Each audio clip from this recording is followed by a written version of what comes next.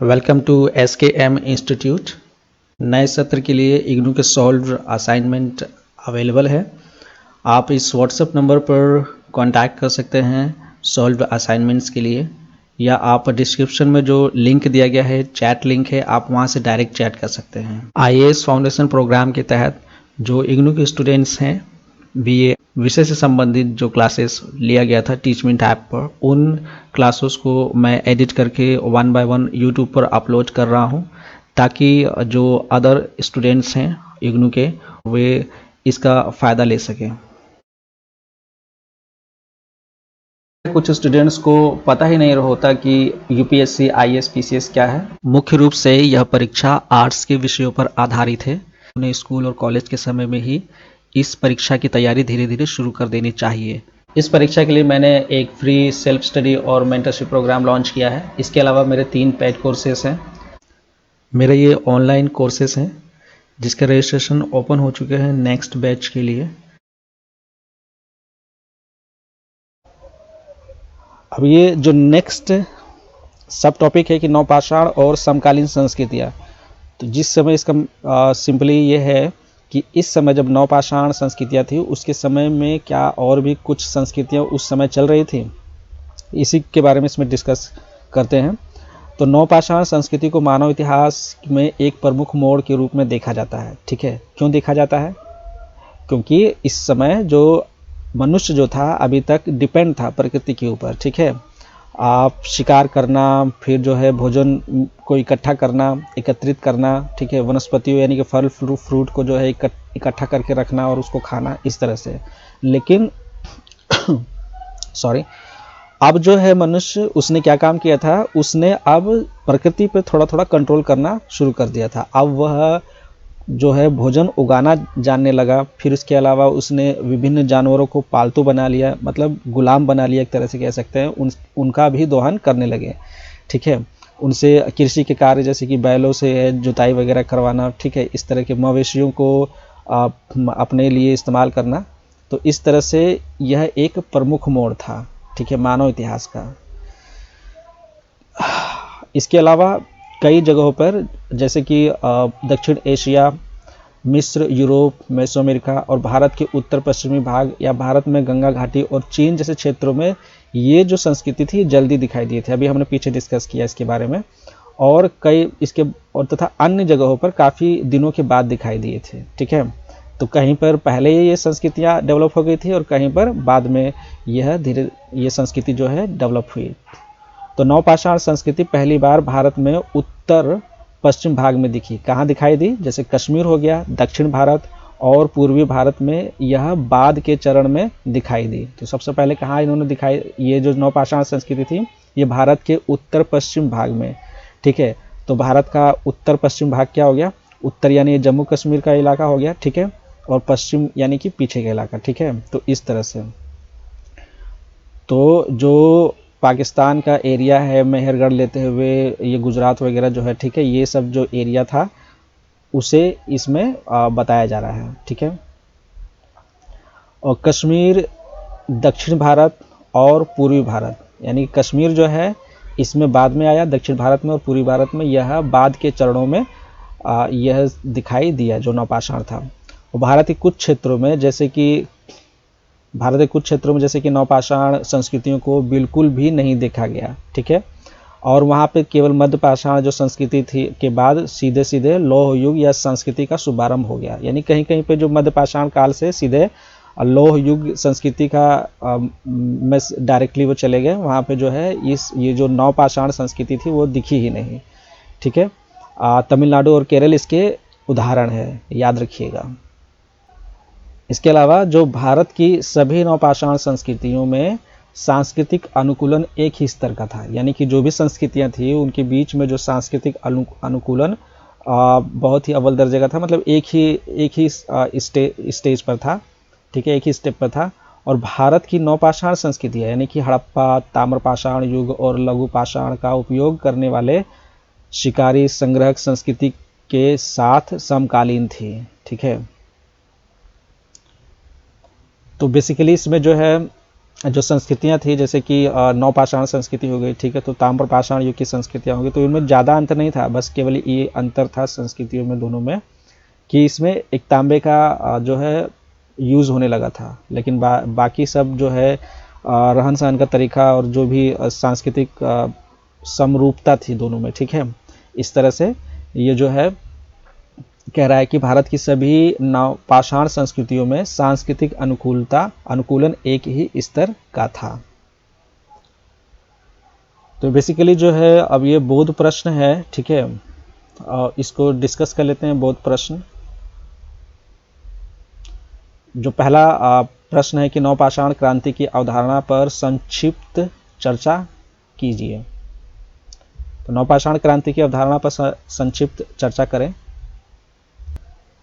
तो इस प्रश्न का आंसर इस हेडिंग में है कि नवपाषाण क्रांति की अवधारणा, ठीक है। तो इसमें जो है आपको इस तरह से नोट्स बना लेना है, या अगर आप नोट्स नहीं तो केवल जानकारी के लिए जो ये टॉपिक है इसको क्योंकि हमने कवर किया है तो इसका आंसर जो है हमें मालूम होना चाहिए, ठीक है। इसके अलावा जो है अगर किसी को नोट्स बनाना है तो अपना नोट्स बना सकते हैं, ठीक है। इसके अलावा जो है नोट्स बनाने का एक तरीका होता है, अगर आप नोट्स बनाते हैं, अपने हैंड रिटन नोट्स बनाते हैं खुद के हिसाब से, तो ये जो है आपको एक लंबे समय तक आप उसे याद रख पाते हैं, ठीक है। तो ये नोट्स बनाने का एक फ़ायदा होता है। अदरवाइज़ आप जो है बुक ले सकते हैं जो मार्केट में अवेलेबल है इग्नू के लिए, ठीक है। उसमें क्वेश्चन आंसर सीरीज़ के जो प्रीवियस ईयर क्वेश्चंस के हैं, तो उसमें भी इस प्रश्न का आंसर आपको मिल जाएगा, ठीक है। बेसिकली आपको जो है बेसिक कॉन्सेप्ट समझ में आना चाहिए, ठीक है। तो वी गार्नर के अनुसार उन्होंने 1941 में इस शब्द का प्रयोग किया था, नवपाषाण क्रांति, ठीक है। उनके अनुसार जो है यह वह समय था जब मनुष्य जो है या मानव प्रजाति जो थी वह अपनी जो खानाबदोश जीवन था उससे निकल करके अब वह खाद्य उत्पादन की अर्थव्यवस्था में तब्दील हो रहा था, ठीक है।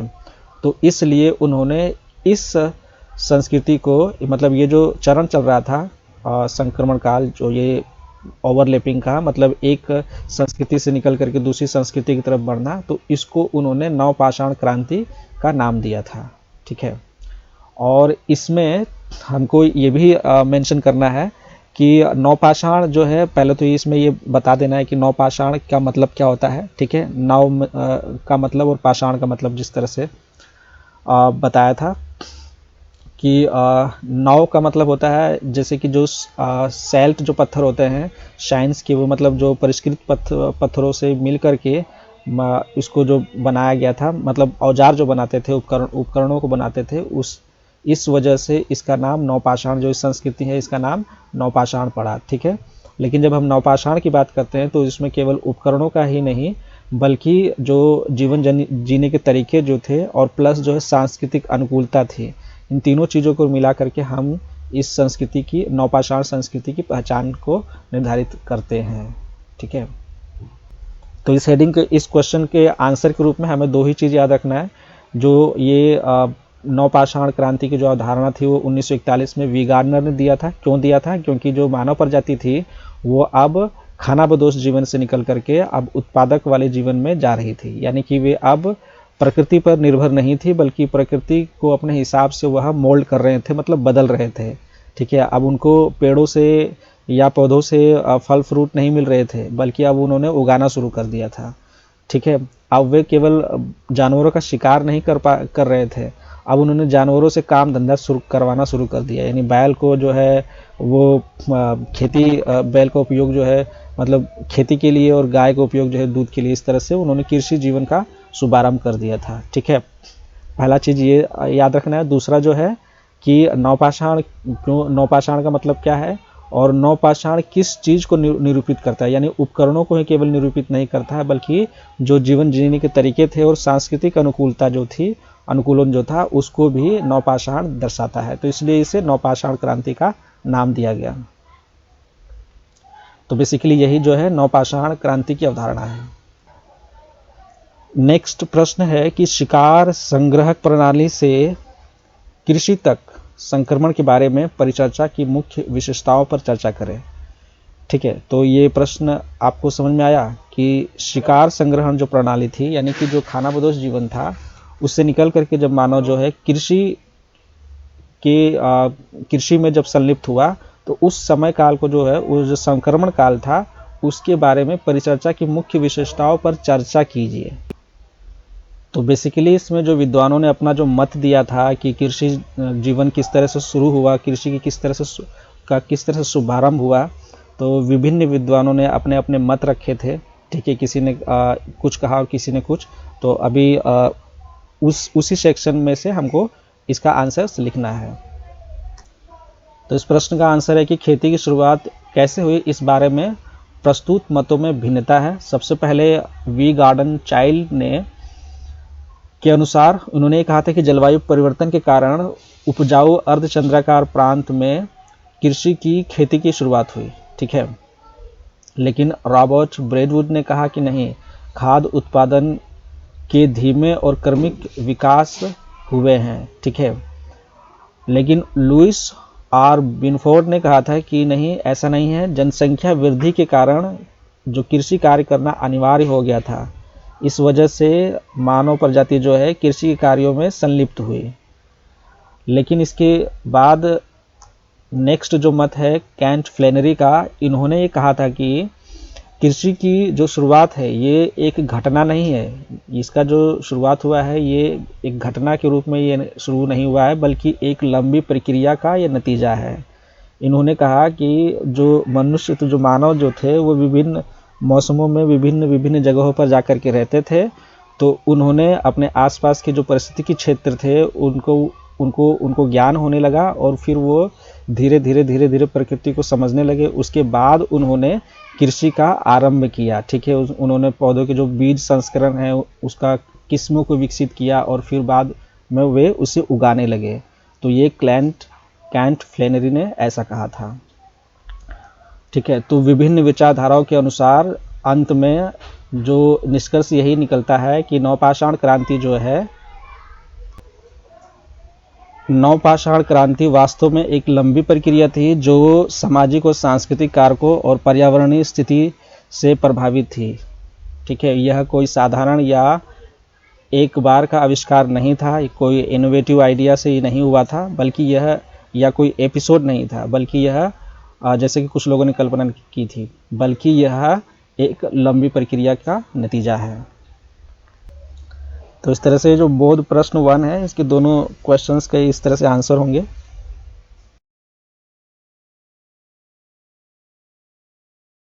Thank you very much.